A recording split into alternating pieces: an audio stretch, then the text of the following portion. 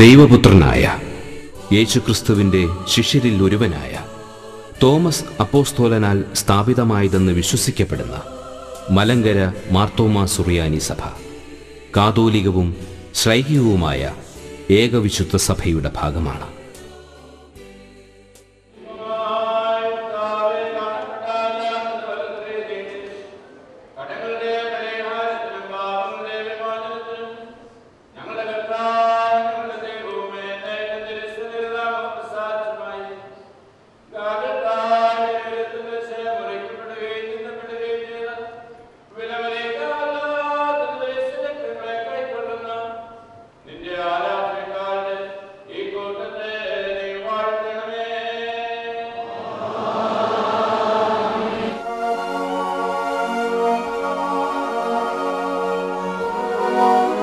AD 52 Bharata Sabha സ്ഥാപിതമായി.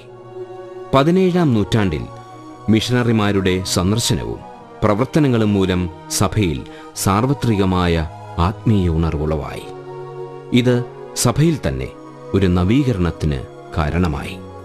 പാലക്കുന്നത്ത് Abraham മൽപ്പാനും കൈതയിൽ Geevarghese മൽപ്പാനുമാണ് Malankara സഭയിൽ നവീകരണത്തിൻ്റെ മുന്നണി പോരാളികളായി നിന്നത്. നവീകരണത്തിന് ശേഷം മാർത്തോമാ സഭയ്ക്ക് അഭൂതപൂർവമായ വളർച്ചയും സമൂഹത്തിൽ കാര്യമായ സ്വാധീനവും കൈവന്നിട്ടുണ്ട്. പാരദേശിക മേധാവിത്വമില്ലാത്തതും എപ്പിസ്കോപ്പൽ ആരാധനാക്രമവും ഭരണ സംവിധാനമുള്ളതും ചരിത്രപരമായ അപ്പോസ്തോല പിന്തുടർച്ച നഷ്ടപ്പെട്ടിട്ടില്ലാത്തതുമായ ഒരു സഭയാണിത്. മാർത്തോമാ സഭയുടെ ആസ്ഥാനം തിരുവല്ലയാണ്. അഭിവന്യ ഡോക്ടർ ഫിലിപ്പോസ് മാർ ക്രിസോസ്റ്റം മാർത്തോമാ മെത്രാപ്പൊളീത്ത തിരുമേനി സഭയുടെ പരമാധ്യക്ഷനായി സാരഥ്യം വഹിക്കുന്നു.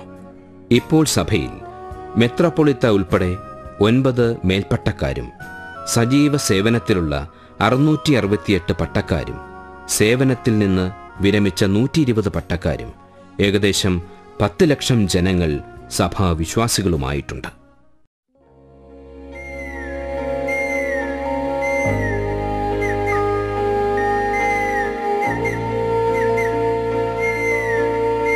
തിരുവനന്തപുരം കൊല്ലം ഭദ്രാസനം സഭയുടെ 11 ഭദ്രാസനങ്ങളിൽ ഇടവകകളുടെ എണ്ണത്തിൽ ഏറ്റവും വലിയ ഭദ്രാസനമാണ്. തിരുവനന്തപുരം കൊല്ലം ഭദ്രാസനത്തിൽ കുവൈറ്റ് പ്രവിശ്യ ഉൾപ്പെടെ 13 സെന്ററുകളിലായി 171 ഇടവകകളും 14 ആരാധനാ കൂട്ടങ്ങളും അടങ്ങുന്നു. അതിന് ആനുപാതികമായി സ്ഥാപനങ്ങളും സംഘടനകളും വികസന പ്രവർത്തനങ്ങളുമുണ്ട്.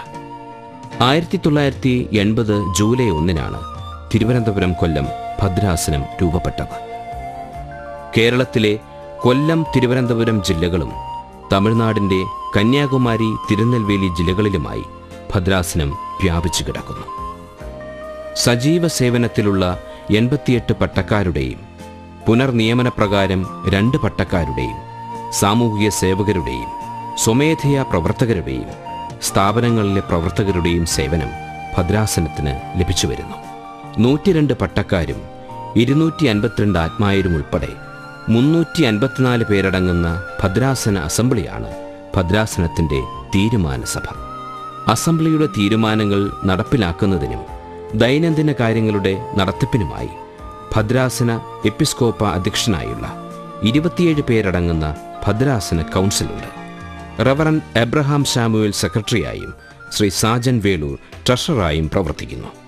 ഭദ്രാസന ഓഫീസ് മണ്ണന്തലയിലും ജനങ്ങളുടെ സൗകര്യാർത്ഥം കൊട്ടാരക്കരയിലും പ്രവർത്തിക്കുന്നു. ഭാഗ്യസ്മരണീയനായ യൂഹാനോൻ മാർത്തോമാ മെത്രാപ്പൊളീത്തയുടെ സ്മാരകമായി മണ്ണന്തലയിൽ ഒരു സ്റ്റഡി സെന്ററും ഭദ്രാസന കേന്ദ്രവും 1981 മാർച്ച് മാസത്തിൽ പൂർത്തിയായി. തലസ്ഥാന നഗരിയിൽ സഭയ്ക്ക് ഒരു ഭദ്രാസന കേന്ദ്രം സഭയുടെ ചിരകാല സ്വപ്നമായിരുന്നു. ആദ്യ എപ്പിസ്കോപ്പയായി ഇപ്പോഴത്തെ മെത്രാപ്പൊളീത്ത ഡോക്ടർ ഫിലിപ്പോസ് മാർ ക്രിസോസ്റ്റം തിരുമേനി മണ്ണന്തലയിൽ താമസമാക്കി ധീരമായ നേതൃത്വം നൽകി. തുടർന്ന് അഭിവന്യ ഡോക്ടർ ജോസഫ് മാർ ഐറേനിയസ് സഫർഗൻ മെത്രാപ്പൊളീത്ത തിരുമേനി ദീർഘവർഷങ്ങൾ ഭദ്രാസനത്തെ നയിച്ചു. ഇപ്പോൾ അഭിവന്യ ഡോക്ടർ ഗീവർഗീസ് മാർ തിയോഡോഷ്യസ് എപ്പിസ്കോപ്പ നേതൃത്വം നൽകുന്നു. അഭിവന്യ ഡോക്ടർ ഗീവർഗീസ് മാർ തിയോഡോഷ്യസ് എപ്പിസ്കോപ്പ 2004 ആഗസ്റ്റ് 1 ഈ ഭദ്രാസനത്തിൽ 7 വർഷം പൂർത്തിയാക്കുന്നു. തിരുമേനിയുടെ ശക്തമായ നേതൃത്വം ഭദ്രാസനത്തിൻ്റെ ആകമാനമായ വളർച്ചയ്ക്കും വികസനത്തിനും കാരണമായിട്ടുണ്ട്.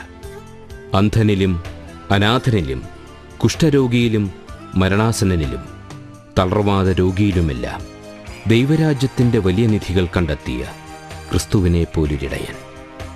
ദളിതരുടെയും അശരണരുടെയും അനാഥ ബാല്യങ്ങളുടെയും മടിശീലയിൽ വികസനത്തിൻ്റെ സ്വപ്നം കണ്ടെത്തിയ ദീർഘദർശി. ജീവൻ സമൃദ്ധിയായി ഉണ്ടാകണമെങ്കിൽ ജനപങ്കാളിത്തവും അടിസ്ഥാനവർഗത്തിൻ്റെ പുരോഗതിയുമാണ് ആവശ്യമെന്നും അതിലൂടെ അത്ഭുതങ്ങൾ സൃഷ്ടിക്കാമെന്നും സ്വപ്രയത്നത്തിലൂടെ ഈ ഇടയൻ തെളിയിക്കുന്നു.